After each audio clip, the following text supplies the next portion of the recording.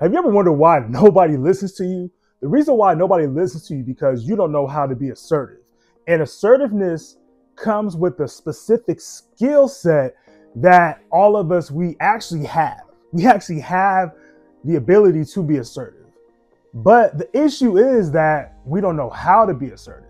So I'm going to walk you through 3 forms of communication. And out of those 3 forms of communication, there's only one you should use. So the first form of communication is passive communication. Now, passive communication comes with a lot of stipulations, I'm gonna say this, because passiveness isn't always like we're scared, or passiveness isn't like we're always timid. Passive communication is actually when you're not able to communicate your needs and you're able to fulfill the needs of others. So what that looks like is you're saying yes to everything. You're saying yes to when somebody gives you a demand. You're saying yes to when somebody's telling you, hey, you need to do this, or you need to do X, Y, and Z. You're saying yes even when you don't feel like doing that specific thing. Now, passive communication doesn't always, again, mean that you're timid or you're scared or things of that nature. There's 2 other parts to this as well too. One of the other parts is that you're probably just a people pleaser. You know, you're a people pleaser. You like to see people happy. You like to, you don't want to see people frown or, be mad at you or whatever it may be, right? Because many of us, and this is just instinctive nature of humans, us being humans, is that we typically don't like to be not liked, if that makes sense. We all want to be liked in some capacity. And sometimes when you tell people no, then they end up not liking you, right? Even in social media, we have the concept of likes. You like somebody's post, or you like somebody's comment, or that's how the algorithm builds up. Is like, okay, well, how much likes do I get in order for this content to be pushed out, right? So we live, even in today's day and age, it's always been like this before, even before, social media. Like, we typically want to be liked. We don't want to be disrespected. We don't want to be unliked. We want people to be happy around us and all this good stuff, right? But that is a passive nature. That is a passive nature.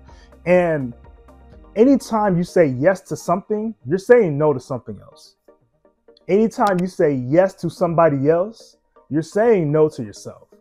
And this is why you have to, if you find yourself to be passive, you have to challenge yourself to get out of being in that passive form of yourself, that passive communication. Now, passiveness can also come from, it can be deep-rooted in trauma. It can be deep-rooted in, attachment. It can be deep-rooted in abandonment because, if you have people-pleasing tendencies, sometimes it's because folks around you abandoned you. And you probably blamed yourself for why, that person's gone. So any opportunity you have to say yes, you're going to take that opportunity to say yes to somebody. Now, furthermore, the people-pleasing tendencies, but also passiveness can be like, hey, I'm just trying to keep the peace. And men, we typically do this all the time. Like, we will be like, okay, I'm not trying to get into argument. I'm not going to say anything. I'm not going to say how I feel. I just want to keep the peace. I don't want no problems. I don't want no issues, right? But the issue with that issue, it's a compounded issue, is that when the time comes for you to want to be expressive or you want your needs met, you built up a lot of resentment. When you're passive, you build up a lot of resentment. So therefore, when it's time for you to communicate your needs, it's going to lead into you being more aggressive, which is the next form of communication. So all that pent up energy and all that pent up emotions of saying yes, yes, yes. And then, you may ask somebody, hey, like, can you do this for me? And they say no. And you're like, well, I say, I've done this for you, that for you. You can't do this one small thing for me. Like, I've done all these things for you, but it's not their fault that you say yes to everything at the end of the day. Now, the other key part of this is the aggressiveness, the aggressive communication, I should say. Now, aggressive communication, that is you solely focusing on your needs and disregarding the needs of others. All right, so you are solely focused on the needs of yourself and you disregard the needs of others. Now, aggressive communication or being aggressive just in general doesn't mean that you are yelling all the time. Like that's obviously the more common form of being aggressive is, I'm yelling, I'm screaming, I'm being verbally combative, I'm being physically aggressive, I'm being emotionally abusive. Like that's baseline common. Okay, that's being aggressive. Point blank period. It is being aggressive. Now, you don't always have to be yelling again or be in these combative modes to be aggressive. Aggressiveness is just simply you're putting your needs over over other people's needs. You're disregarding, especially when we're talking about in a relationship. It's nothing wrong with I made this side note. There's nothing wrong with being selfish in some moments, but when we talk about relationships, you have to understand that it's not all about you. It's not all about you in relationships. There may be times where you have to be selfish. You may need to take a day or whatever it may be, but it's not all about you when it comes to being in a relationship. So that's typically, especially as men, we may say like, hey, I'm the head of the household or I'll run things or whatever it may be, but that isn't you being assertive. That's you being aggressive. You're not taking to the account of the other person. So when you talk or when you feel like you're asserting yourself, you're not asserting yourself, you're actually being aggressive because you're making it all about your needs instead of the needs of what your needs are and the other person's needs, which leads into the other part of this communication, which is the communication style and, the communication style and the personality you should really inherit, especially when we're talking about being in relationships, is being assertive. Now, when you are assertive, this brings a whole realm of opportunities.